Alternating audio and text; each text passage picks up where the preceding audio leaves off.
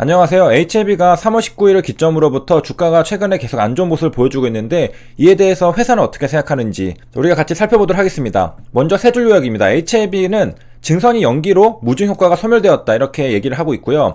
자, 그 다음에 허위공시 얘기가 자꾸 나오는데 진짜 허위공시 사례였던 LIS를 보도록 하겠습니다. 그리고서 최근에 무상증자가 효과가 없는 거 아니냐, 그래서 시즌의 무상증자 사례까지 살펴보도록 하겠습니다. 자, 먼저 간단하게 주가를 요약하면은 증선이로 216을 겪었고 무상증자를 해서 주가가 이렇게까지 올라왔다가 자, 여기 신주 상장 예정일을 기점으로 해서 이렇게 내려온 상태가 되겠습니다. 그리고 최근에 증선이가 지속적으로 연기가 되고 있는 상태입니다. 자, 이에 대해서 최근 주가에 대해서 회사는 어떻게 바라보고 있을까?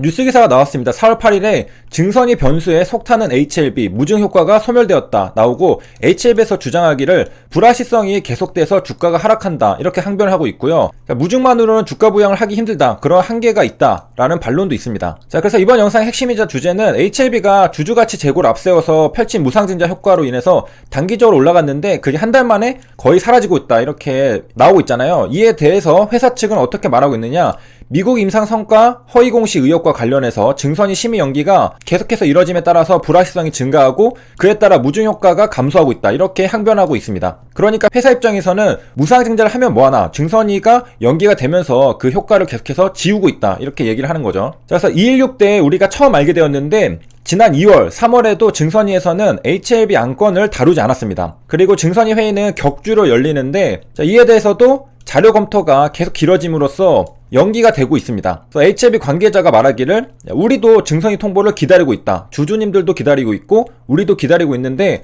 주가의 장기 하락은 증선이가 빨리 열리지 않고 불확실성이 개선되지 않았기 때문이라고 주장합니다. 자, 그래서 여기까지 요약하면은 회사에서도 주가가 왜 이런 상태인지에 대해서 설명을 해주고 있는데 HLB 입장에서는 증선이가 계속해서 연기돼서 무증 효과로 인한 주가 상승의 효과가 소멸했다 이렇게 얘기를 하고 있는 겁니다. 자, 그런데 좀 반론도 있죠. 그래서 제약업계나 증권가에서는 HLB의 무증 효과 소멸을 예고된 수순으로 보고 있다.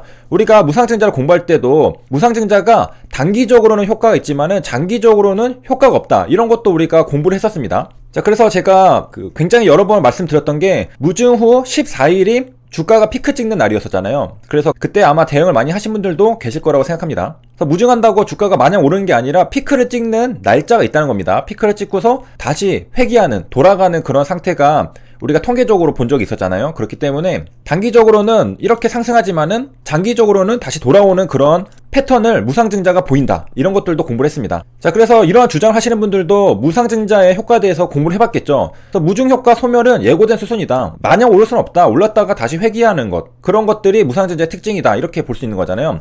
자, 그 다음에 이제 또 한 분은 무증은 회계적으로 주식수가 늘어나는 효과를 불러일으킬 뿐이라며 기업의 수익성 등 펀더멘털과는 상관이 없다, 무증 때문에 기업의 시가총액이 변할 이유도 없다 이렇게 설명했습니다. 자, 그런데 단기적으로는 무상증자는 효과가 확실히 있습니다. 자, 이번에 시즌의 사례를 봐도 마찬가지로 알 수 있는데 4월 8일에 무상증자 공시가 나오면서 주가가 고가 27%까지 찍었습니다. 장대 양봉이 나왔죠. 주가가 계속해서 우하향하고 있는 모습이었는데 갑자기 거래량이 터지면서 장대 양봉을 불러일으킨 것은 무상증자 공시입니다. 자, 그래서 4월 8일 공시를 보면은 무상증자 결정 1대1 무상증자를 한다는 것을 볼 수가 있겠고, 여기 2600만 주에서 2500만 주가 되니까 자사주가 있는 것도 우리가 확인할 수 있습니다. 그래서 보통 주에서 자기 주식이 24만 주가 있는 걸 볼 수 있죠. 그래서 자기 주식은 빼고서 무상증자가 일어난다, 1대1로 일어나고, 그 다음에 신주의 재원은 거의 대부분이 다 주식 발행 초과금입니다.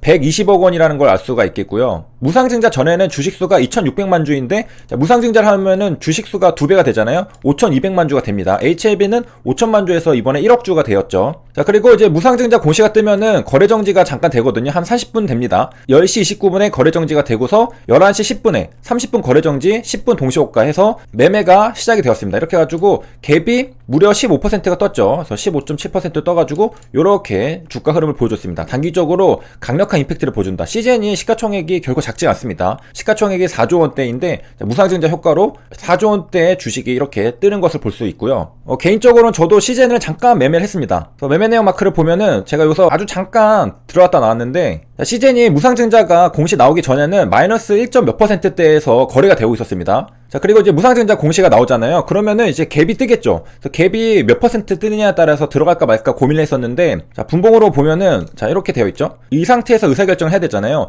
마이너스 1점 몇 %대에서, 자, 갭이 얼마나 뜰 거냐. 우리가 HLB 사례를 살펴본다면은, 갭이 19% 떴다가 종가가 8%로 음봉으로 마감을 했잖아요. 전일보다는 올랐지만은. 내가 여기에 들어갈 수도 있기 때문에 갭이 얼마나 뜨느냐. 갭이 20%였다면은 진입하지 않았을 건데, 운이 좋게도 한 14%대에서 거래가 되었습니다. 그래서 거래가 어떻게 되었느냐, 그 매매 내용 마크를 누르면은, 자, 갭이 한 15% 안 되는, 제 기억으로는 갭이 대략 한 14%, 시가가 15%로 떴거든요. 자, 그러면은 전체 마이너스 1%였으니까 전일 대비 14%가 뜬 상태입니다. 거기에서는 들어가도 그다지 크게 잃을 건 없죠. 그리고 무상증자 이후에 주가가 상승하는 추세가 있기 때문에 크게 잃을 건 없다라는 생각으로 들어갔다가 시초가에 진입을 한 거죠. 그리고서 이렇게 당겨서 보면은 호가창의 매수세가 줄어들 때 그때 매도를 하고 나왔습니다.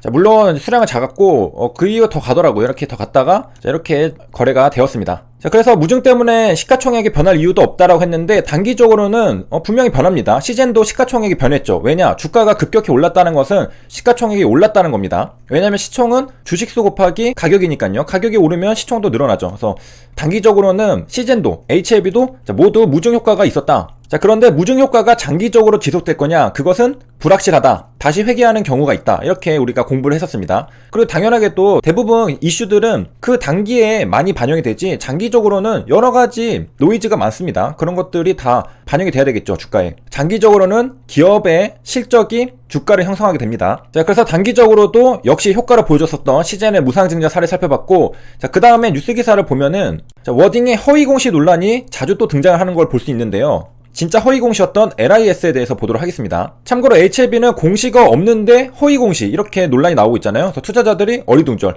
찾아봐도 공시가 없죠. 자, 이번에 살펴볼 LIS 사례는 실제 공시가 나옵니다. 불성실 공시법인 지정이 되었죠. 벌점을 맞은 건데요. 여기 보면은 단일 판매 공급 계약 체결에 허위 공시를 했다. 그래서 벌점 9.5점을 받은 것을 우리가 확인할 수 있겠습니다.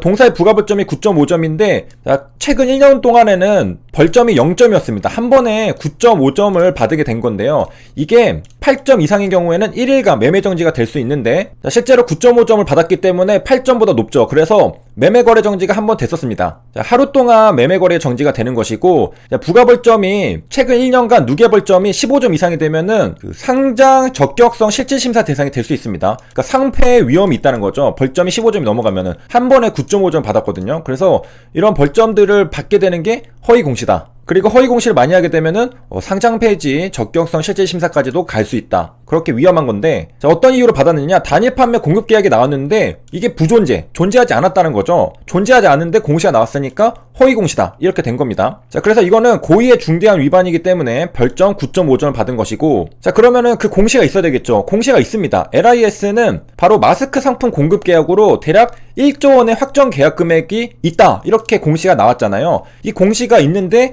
요게 사실 없었던 겁니다. 공급 계약 분명 체결했는데 입금 예정일에 입금이 되지 않아가지고 공급 계약이 해지가 되었다, 철회가 되었다, 이렇게 공시가 나온 거거든요.